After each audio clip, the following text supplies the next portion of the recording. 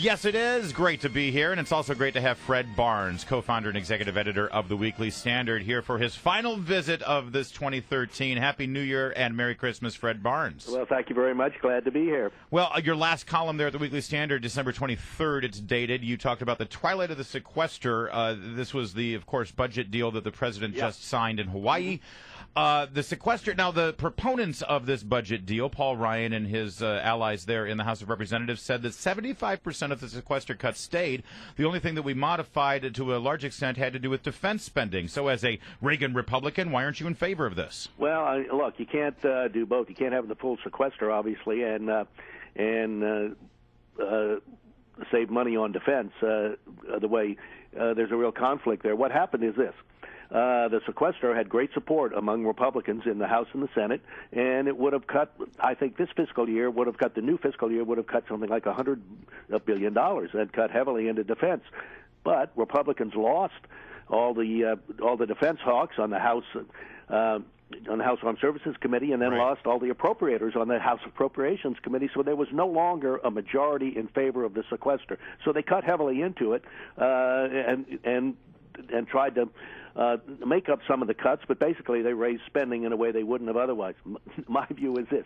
Once you've cut into the sequester, it's going to happen again and again, and you'll just never save it. It doesn't have a majority even among Republicans, and Democrats are against it, so basically it's dead. And I mean, the budget deal only covered 2 years, but there are 8 more years of the sequester, and I think those are it's just going to be mauled in those years.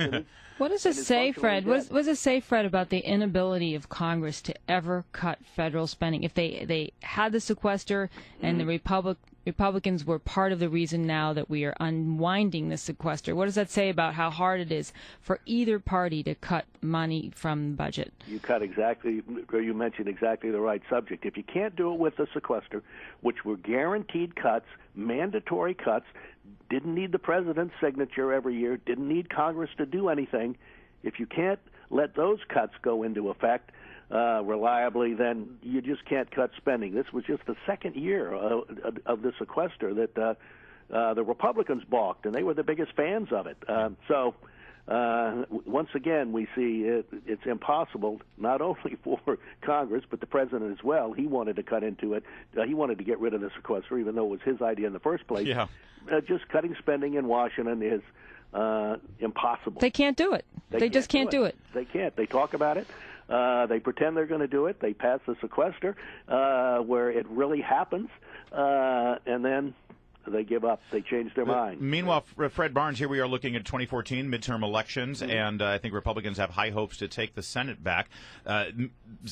Paul Ryan's move here to get this deal with Senate Democrats was meant to send the signal, and also House leadership, of course, meant to send the signal, no, we're not obstructionists. We can make a deal. We can work with the Democrats. We can work with the president. So that sends that signal, and then as the president leaves town for the end of the year for his holiday in Hawaii, he's asked by a reporter, are you willing to negotiate with House Republicans over the debt ceiling? And Paul Ryan and John Boehner's reward is the president saying, absolutely not. I don't negotiate one iota with you over the debt ceiling. So it's politics as usual. Well, it is politics as usual, but the president, I'll have to say one thing on his behalf, not negotiating with Republicans worked on the shutdown of the government. Senate Majority Leader Harry Reid, of course, told the president, urged the president, advised the president, he seemed to be in charge, look, don't talk to the Republicans at all. And indeed, it worked. The shutdown went away, and who won the shutdown? Their advantage may have not lasted long, but the president won and Democrats won. So I think the president is following that same strategy with the debt limit increase, or at least trying to at the moment, that he did in the shutdown, and it's going to be tense. It'll be brinkmanship again.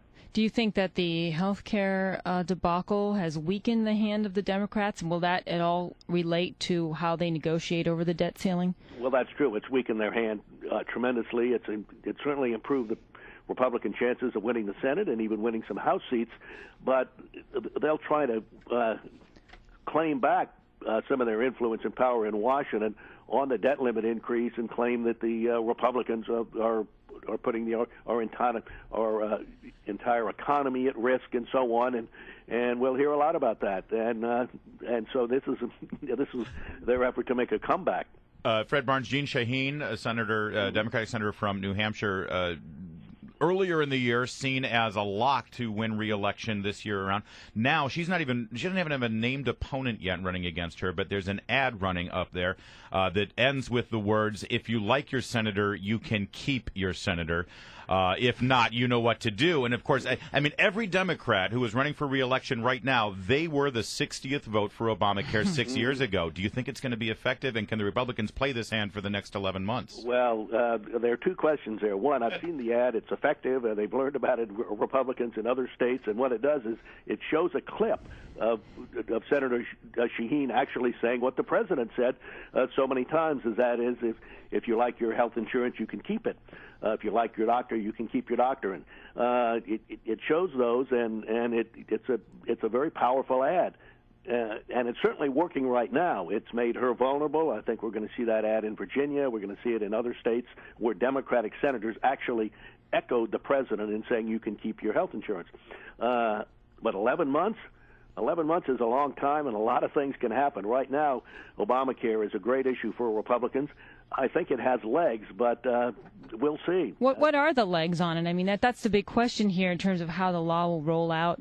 A lot of people are predicting that there'll be people thrown off their employer-based plans, and that it'll just become more confusing and more difficult. What do you think will happen? It's hard to imagine it being any more confusing and difficult than it is at the moment, but that's possible. Well, you're going to have some sticker shock where people learn that even their insurance that they get through their employer is going to cost a lot more. And then there are other things.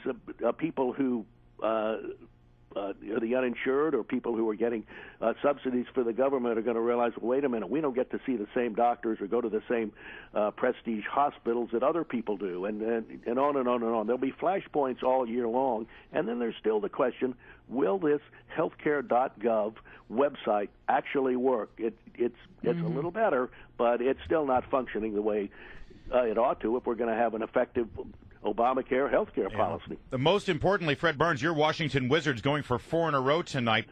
Are you ready to extend yourself the way I did? I put my neck out there before Game 1, Fred Barnes, and predicted the Wizards would make the playoffs. Are you on board? Well, I'm on board now, but I'll have to say you were ahead of me. I was not on board at the beginning of the season. I'd heard that we're going to be in the playoffs this year a number of times in recent years, and it didn't happen. But this year it really can. They really have a great starting lineup. They have about 3 or 4 reserves who can come in. You know, you need 8 or 9 players, and I think they're going to make the playoffs.